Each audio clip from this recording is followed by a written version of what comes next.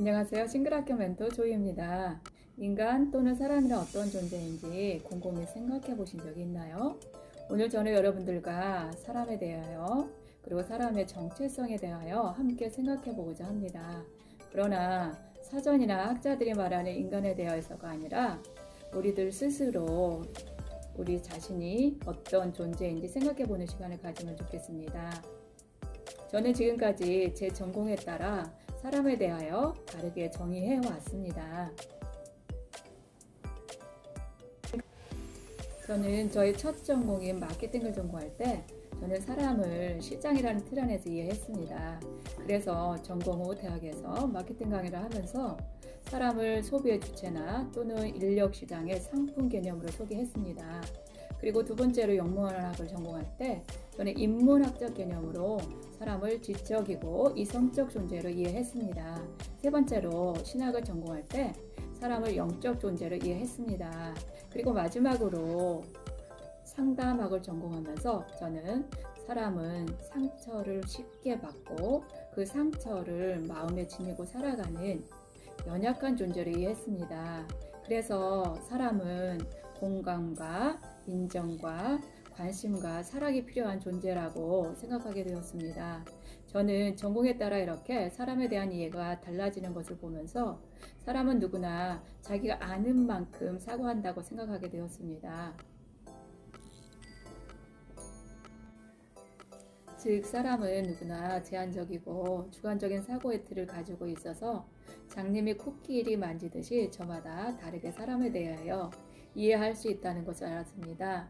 그러므로 인간을 정의하는 학자의 전공이나 환경에 따라 생물학적 또는 정신적, 심리적, 영적 차원이 강조될 수 있음을 알았습니다. 어쩌면 지구의 인구가 70억이라고 할 때 모두 다 다르게 인간에 대하여 이해하고 말할 수 있을 것입니다.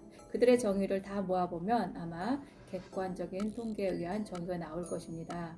그것이 바로 통전적이고 전인적 개념의 인간에 대한 정의일 것이라고 생각합니다. 즉 인간은 어떤 한 부분만 강조되는 단순한 존재가 아니라 다양한 특성인 화학적, 물리적, 그리고 생물학적, 신경적, 정신적, 심리적, 그리고 초월적 능력인 영적 특성 등 다양한 측면을 가지고 살아가는 생명체라고 정의하면 좋을 것 같습니다.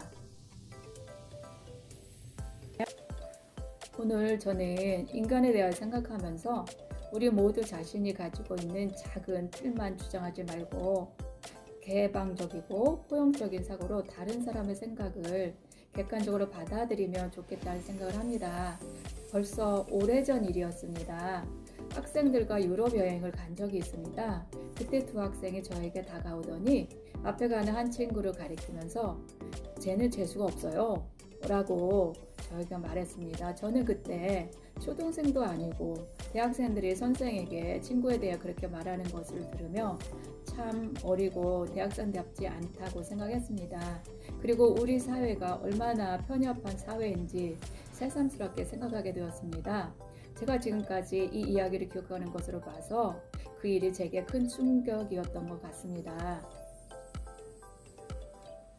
여러분은 인간이 어떤 존재라고 생각하시나요? 진지하게 인간에 대해서 생각해 보시고 여러분이 이해한 대로 개념을 정의해 보시기 바랍니다.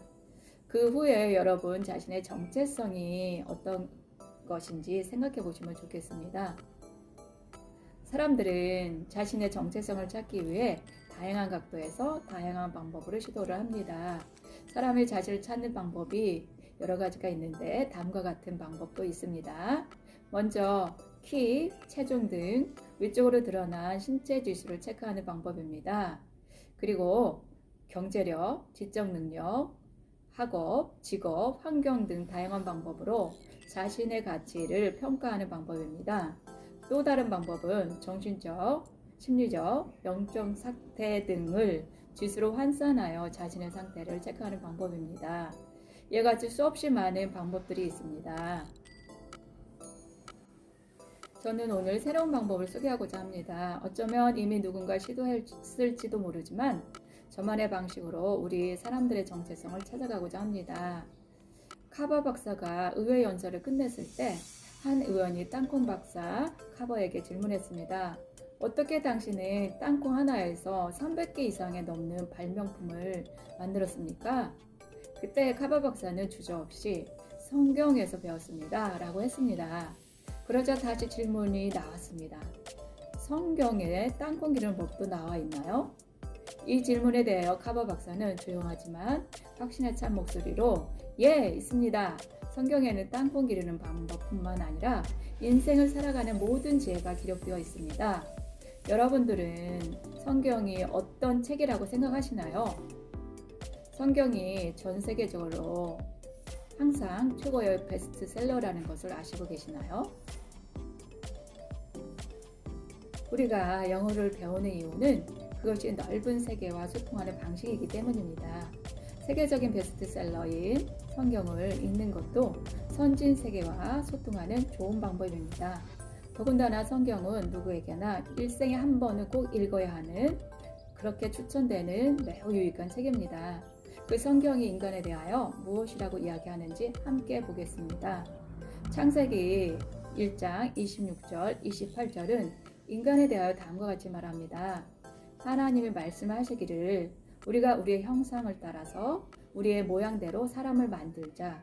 그리고 그가 바다의 고기와 공중의 새와 땅 위에 사는 온갖 들짐승과 땅 위를 기어다니는 모든 들짐승을 다스리게 하자 하시고 하나님이 그들에게 복을 베푸셨다. 하나님이 그들에게 말씀하시기를 생육하고 번성하여 땅에 충만하여라. 땅을 정복하여라. 바다의 고기와 공중의 새와 땅 위에서 살아 움직이는 모든 생물을 다스려라 하셨다. 이렇게 성경은 말하고 있습니다. 창세기 1장은 하나님이 사랑을 만들기 전에 빛과 어둠을 나누시고 다음으로 큰 공간인 하늘과 땅과 바다를 만드셨다고 얘기합니다. 그리고 거기에 필요한 생물들을 하나씩 만들어서 그 공간들을 채워주셨습니다.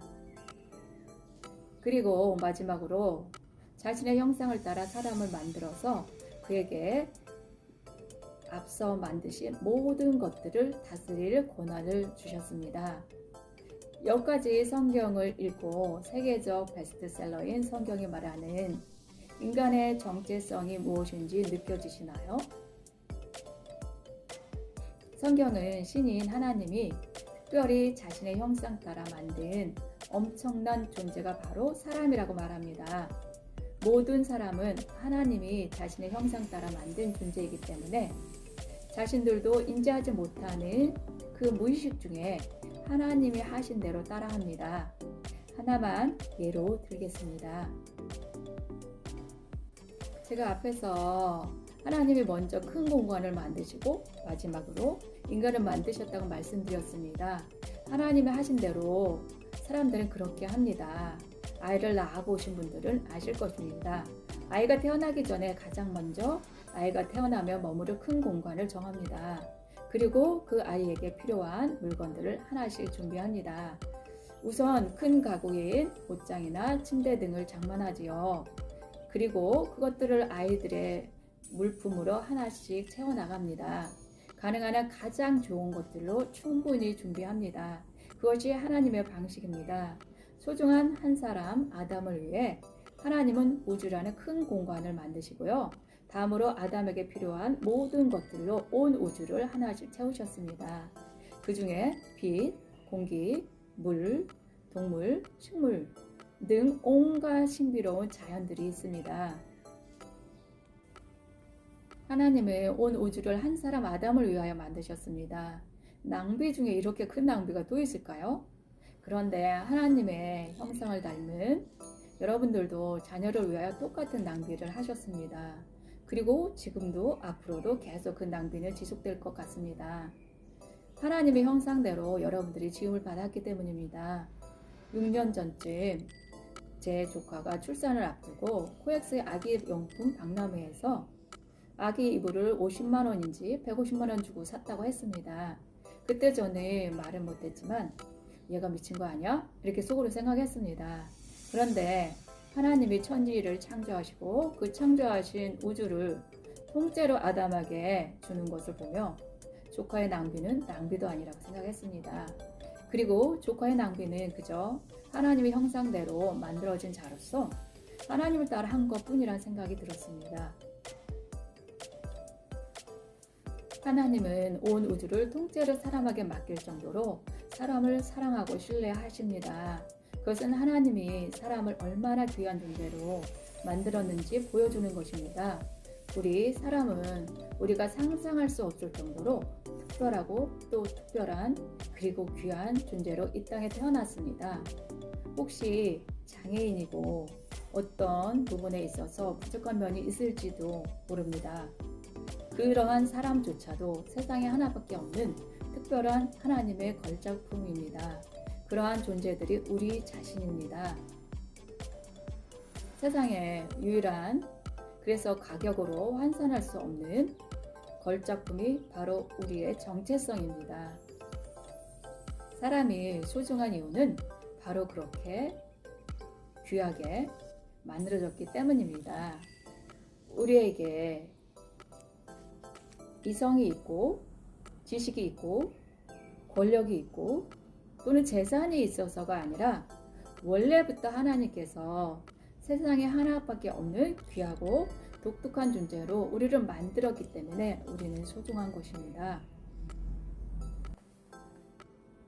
법에서 인권이란 말을 자주 사용합니다. 인권, 즉 인간의 권리는 하나님께서 우리 인간에게 주신 특별한 것입니다. 그런데 우리 인간이 어리석어서 그 인권을 갖지도 못하고 누리지도 못하는 경우가 너무나 많습니다. 무지한 사람은 그 인권을 동료 인간에게 내주거나 때로는 자신들이 다스려야 할 동물이나 식물 또는 돌과 같은 무생물에게조차 내주기까지 합니다. 어떤 나쁜 사람들은 다른 사람의 인권을 빼앗아가기도 합니다. 어떤 상황이든 인간, 즉 사람은 우리가 상상하는 이상으로 엄청나게 귀한 존재입니다. 성경 그 창세기 1장 28절 우리가 본 것처럼 그 성경은 분명히 말합니다. 하나님이 그들에게 복을 베푸셨다. 하나님이 그들에게 말씀하시기를 생육하고 번성하여 땅에 충만하라. 땅을 정복하여라. 바다의 고기와 공중의 새와 땅에서 살아있는 그리고 움직이는 모든 생물을 다스려라. 하나님은 복으로 우리에게 땅과 그 위에 사는 모든 것을 다스릴 권한을 주셨습니다. 세상에서 인간보다 귀한 존재는 아무것도 없습니다.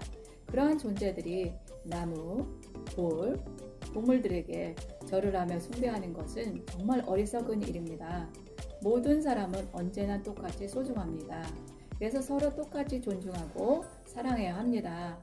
혹시 우리 중에 누군가 장애나 질병 때문에 고통 중에 있더라도 또는 정신적, 경제적 어떤 문제든 이혼의 문제도 똑같습니다. 그런 이유로 마음이 만신창이가 되었다 할지라도 당신은 여전히 하나님이 만드신 귀한 존재입니다.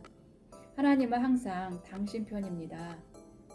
당신은 이 세상에 단 하나뿐인 아름답고 멋진 사람입니다. 혹시 사람의 눈에 아름답지 않게 보일지도 모릅니다. 그래도 당신은 선하게 창조된 세상에 하나뿐인 소중하고 귀한 하나님의 자녀입니다.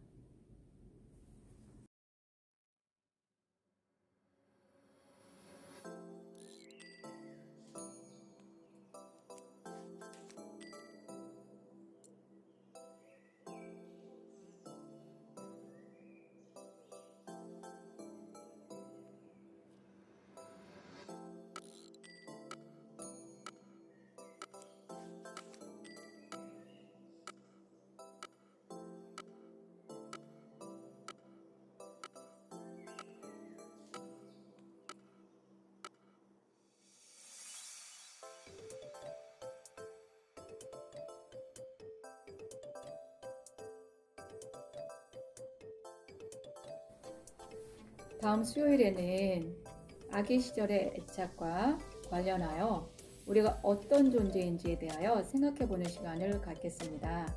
감사합니다. 건강하고 행복하세요. 싱글 멘토 조이였습니다. 구독과 좋아요도 부탁드립니다.